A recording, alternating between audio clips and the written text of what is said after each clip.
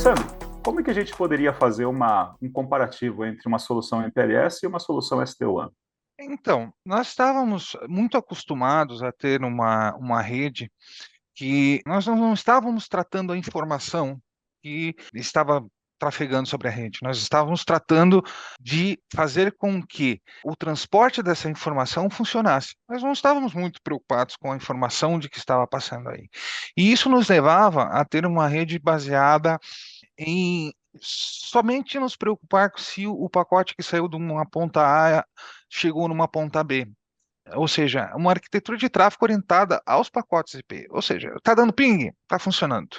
E não tínhamos aí uma preocupação, na verdade, se essa informação, como ela chegou do outro lado. Ou seja, qual a experiência que o usuário da informação está tendo? Porque o usuário não está vendo que tipo de roteamento você está fazendo, o que tecnologia você está usando. Ele está consumindo a informação.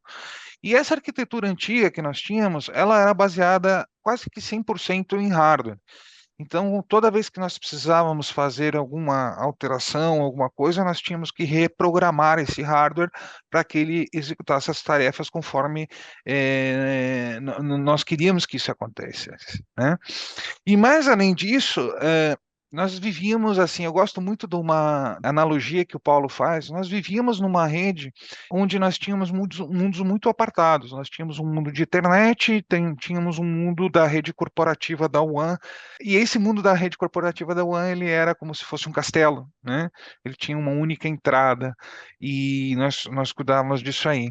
É, Ali por mais ou menos 2012, nós começamos a ter o uso do que a gente chama de Hybrid WAN, que era a utilização do acesso à internet como mais uma via de transporte, fazendo um túnel IPsec.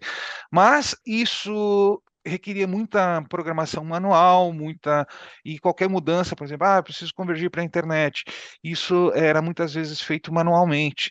E, além disso, nos trouxe um desafio porque como eu estou utilizando um meio público para trafegar informações privadas da empresa, eu tenho que pôr algum nível de segurança aí.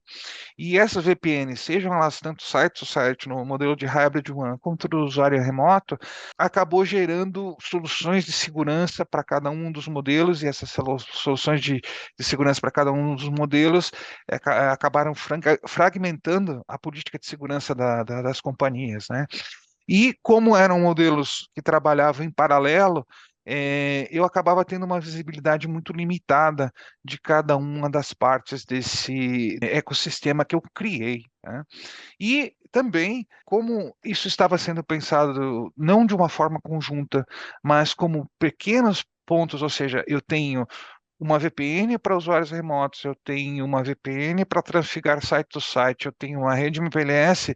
Muitas vezes essas soluções ficavam dispersas. Então eu usava MPLS com um fabricante, VPN com outro fabricante, e não tinha um console para convergir todas essas tecnologias e ecossistemas que eu tenho para ter um gerenciamento centralizado.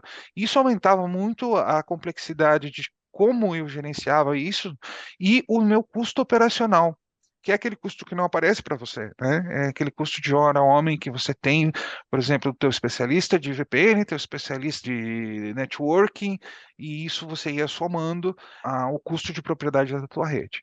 Com o SD-WAN, o que a gente acabou tendo? Primeiro, nós começamos a nos preocupar com a qualidade da aplicação, o usuário final está recebendo essa aplicação, né? Ou seja, a gente passou a ter um SLA de usabilidade e não mais ou menos somente de transmissão.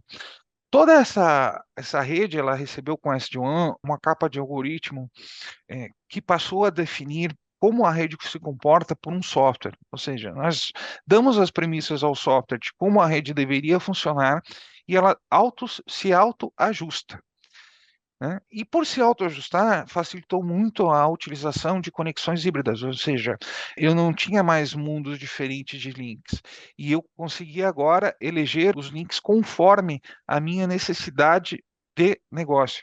Ou seja, se eu preciso de mais segurança, se eu preciso de mais previsibilidade, ou se eu preciso de menor preço, ou se eu preciso de uma acessibilidade mais rápida. Então, eu comecei a poder escolher como eu vou trabalhar com as conexões, tá? Outra coisa, a partir do momento que eu tenho essa capa de software monitorando tudo isso, consigo criar políticas globais e me certificar que essas políticas estão sendo aplicadas em todos os pontos da minha rede e todos os usuários. E com isso, eu não deixo, digamos, espaços para uma configuração. Por exemplo, eu tenho minha rede toda certinha e aí configurei um usuário remoto errado e por esse usuário remoto eu deixei uma brecha de segurança, né? Então, o SD-WAN acabou trazendo também uma facilidade que você pode integrar a parte de segurança nisso. E como tudo isso está sendo monitorado por um software para que funcione, esse software te gera dados, tá? Que te dão uma visibilidade completa da tua rede para você ver como está, né? E também o SD-WAN acabou integrando muitas coisas. É muito normal hoje a gente ver que as funções de um Security Web Gateway e do equipamento SD-WAN, elas estão mescladas, né? E com isso, com toda essa, apesar de estarmos deixando mais complexo o ambiente, com mais coisas funcionando ao mesmo tempo juntas, eu preciso de menos horas para gerenciar esse ambiente. Isso me reduz o custo total de propriedade da rede.